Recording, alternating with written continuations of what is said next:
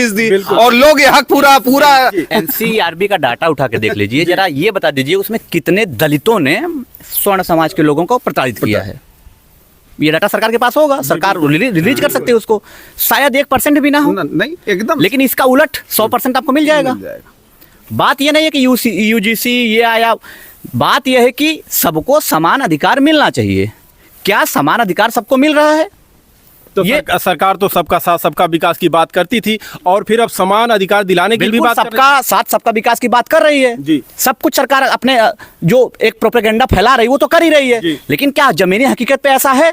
जो लोग बोलने वाले हैं उनका मुंह बंद कर दिया जा रहा है। जो हमारी मेन स्ट्रीम मीडिया है वो गांजा फूक के बैठी है, वो तो कुछ कर नहीं रही है। और दूसरा, अगर इतना बढ़िया सारी चीजें चल रही हैं, नोएडा में युवराज जैसा सख्त नाले में डूब कर मर जाता है, दो घंटे तक वेट करता है, ये हमारा सड़ियल सिस्टम उसको नहीं बचा पाया, तो सड़ियल सिस्टम जो है ओबीसी एससी और एसटी के साथ रहेगा। आपको लगता है ओबीसी एसटी आरक्षण जो यूजीसी की बात हो रही है, जिसकी जितने जनसंख्या होती है उसी हिसाब से हिस्सेदारी उसकी होती है। ये किसी भी देश में ऐसा रूल होना चाहिए, होता भी है। क्या लगता है कि ये कानून लागू हो जाएगा? क्योंकि ये सरकार का एक तरफ वोट बैंक खिसकता नजर आ रहा है। बिल्कुल, तुरंत वो लोग सीधा मैं अभी कुछ प्रोटेस्ट देख रहा था, कुछ वीडियो देख रहा था, उसमें कहा जा रहा है कि गधों को घोड़े बनाने की बात कर रहे हैं। अबे शर्म भाई, तुम लोगों को नहीं आती कि गधा घोड़ा किसको बोल रहे हो भाई? अरे यार, ये क्या तर्क है कि किसी मानव को आप ह्यूमन है ना, हम होमो सैपियंस है ना भाई। किसको बना रहे हैं? अब जिसके खिलाफ प्रोटेस्ट हो रहा था, जो प्रोटेस्ट कर रहा है वो कह रहा है कि गधों को घोड़े के बनाने की कोशिश की जा रही, इसलिए यूजीसी एसटी ओबीसी को बिल्कुल। ये अगर ये मानसिकता से अगर वो व्यक्ति धरने पे बैठा है, उसका थॉट प्रोसेस देखिएगा जरा। वो जातिवादी नहीं है जी, वो जातिवादी नहीं है, वो ऐसा बोल रहा है और तालियां लोग बजा रहे हैं, बेशरम लोग। और मीडिया का जो व्यक्ति है वो सवाल भी नहीं पूछ रहा है कि आप घोड़े किसको बोल रहे हैं, गधा किसको बोल रहे हैं। ये थॉट प्रोसेस पे देश चलेगा।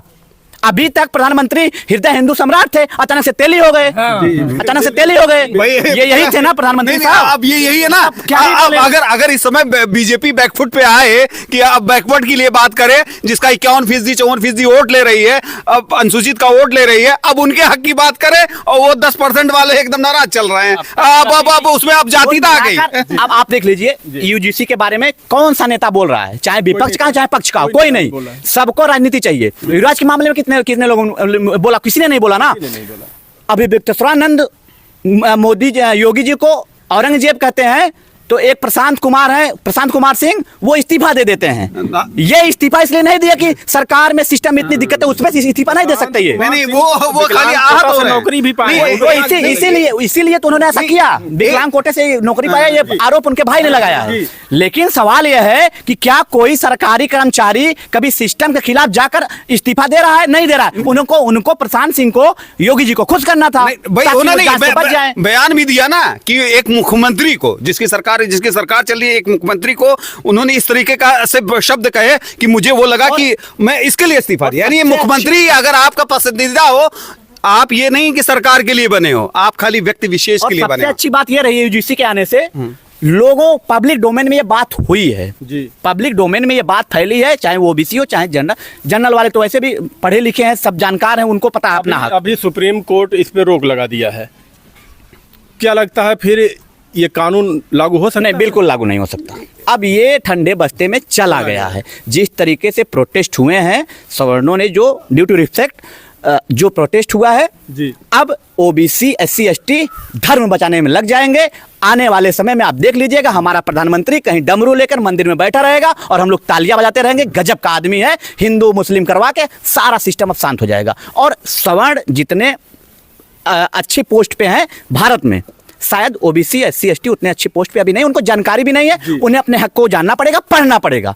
दुर्भाग्य का ये बात है, एससी एसटी ओबीसी में पढ़ने वाले अभी बहुत कम है। हायर एजुकेशन की बात ही छोड़ दीजिए, सबको अभी कांस्टेबल ही बनना है। कोई हायर एजुकेशन की बात नहीं कर रहा। यूनिवर्सिटियों में कितने लोग जा रहे हैं? नहीं जा रहे हैं ना। समस्या इस बात की है कि अगर ये बिल आया है, इसकी जो खामियां थी, अगर ये खामियां हैं तो जो बनाने वाले थे वो मूर्ख थे। फिर जो बनाने वाले थे वो क्यों लाए कमी के साथ? बिल्कुल हाँ। और अगर वो कमी के साथ आई है तो इसका मतलब यह है गवर्नमेंट ने अप्रूवल दिया होगा।